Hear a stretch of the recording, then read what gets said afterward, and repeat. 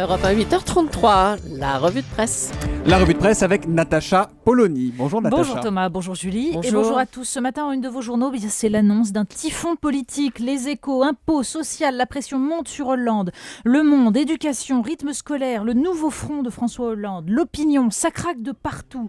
Le Figaro, la fronde contre le pouvoir se généralise. L'humanité, justice fiscale, le peuple de gauche doit reprendre la rue. Et pendant ce temps, François Hollande tente une opération séduction. Libération, les patrons du président, ils sont une dizaine à avoir l'oreille de François Hollande, enquête sur ses rendez-vous discrets. On commence, on l'évoquait à l'instant avec Laurent Guimier, par ce 11 novembre et ses contestations au pluriel. Oui, alors pas un éditorialiste pour défendre les siffleurs du 11 novembre. Irrespect à l'égard de ceux qui sont tombés pour la France, pour Michel Urvois dans Ouest France. Les images des Champs-Élysées d'hier ont sali la République, écrit Yann Marek dans le Midi Libre. Mais s'il adresse un carton rouge au bonnet de la même couleur, il en ajoute un jaune pour Manuel Valls qui, dit-il, n'a rien trouvé de mieux que de faire arrêter 73 personnes, toutes marquées au fer rouge du Front National. Les montrer du doigt en stigmatisant la bête immonde, dit-il, est le meilleur moyen de mettre en scène Marine Le Pen. Car derrière l'anecdote, on sent l'inquiétude devant la violence qui monte. Le Figaro consacre une double page aux syndicats dépassés par les mouvements et qui, comme Force ouvrière, se rassurent en déclarant « On sait qui se cache derrière les bonnets rouges en Bretagne, le Front National et le Front de gauche ». Marc Landré analyse le débordement des corps intermédiaires, dépassés par des groupements hétéroclites qu'ils n'ont pas vu se constituer. Des fronts corporatistes, écrit-il, voire même communautaristes. Il y voit un constat d'échec pour les syndicats de salariés et de patrons. Et comme pour lui donner raison, et rendre un peu plus pathétique les théories de Force ouvrière, l'Humanité prouve également dans son éditorial que c'est la panique aussi au front de gauche. Ça s'intitule « Brioche et cheveux ras ». Traduction, le pouvoir est comme Marie-Antoinette et les chemises brunes sont dans la rue. Et Michel Guilloux se lâche dans un même sac. L'invasion du pavé par l'extrême droite lors des cérémonies du 11 novembre. Oui, à le lire, on était proche de février 34. Le racisme contre la ministre de la Justice, le manifeste des 343 salauds, les bonnets rouges qui ne sont que des patrons et des populistes. Et la conclusion, il est temps. Si la rue appartient à quelqu'un, ce n'est pas aux nouveaux factieux. La rue nous appartient, nous, le peuple. Oui, quand certains en viennent à se disputer la rue, c'est réellement que le pays va mal. On parle des Roms également dans la presse ce matin, Natacha. Oui, le Figaro consacre une page à un camp de Roms dont la maire front de gauche de Saint-Ouen demande l'évacuation en application d'une décision de justice. Parce que ce camp, installé près d'une voie ferrée, empêche l'approvisionnement en charbon d'un des centres de la compagnie parisienne de chauffage urbain, faisant craindre une pénurie de chauffage sur Paris. L'élu avait pourtant créé un village d'insertion pour accueillir pour 5 ans des familles qui étaient installées sur ce terrain en 2008.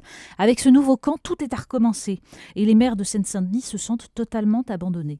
Alors pendant ce temps, Libération consacre son portrait de dernière page à Leonarda Dibrani, une page hallucinante dans laquelle le journaliste avoue avoir payé pour l'interview. « Tu comprends, on n'a plus de thunes », lui dit la jeune fille.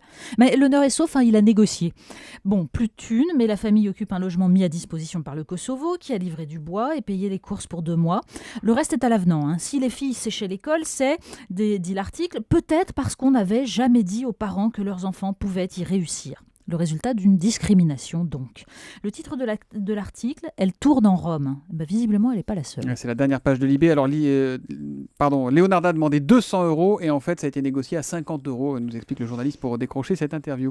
Oui. On parle prostitution, corps, bref, on est encore dans cette pétition des 343 salauds. Oui, d'abord, il y a 2 tribunes dans le monde qui reviennent sur le débat autour du manifeste. Le manifeste contre la pénalisation des clients de la prostitution. Un texte d'Elisabeth Lévy, auteure du manifeste, et qui dénonce la violence des réactions dont il a été l'objet, et un autre de l'écrivain Nancy Houston, qui réfléchit sur la complexité du désir qui est au cœur de la prostitution, et sur le refus d'envisager la différence entre filles et garçons au moment de l'adolescence, quand les hormones font se manifester les corps. C'est un très beau texte, très intéressant. Il est question des corps d'ailleurs ce matin, puisque la Croix consacre un dossier à la théorie des genres, mais pour l'expliquer calmement. 8 pages d'analyse, de débat sur cette idée contemporaine que le genre serait une construction sociale. Volonté de nier le corps qui est constitutif de nous, analyse le philosophe Thibaut Collin. Conséquence de l'individualisme contemporain, nous dit le sociologue David Le Breton.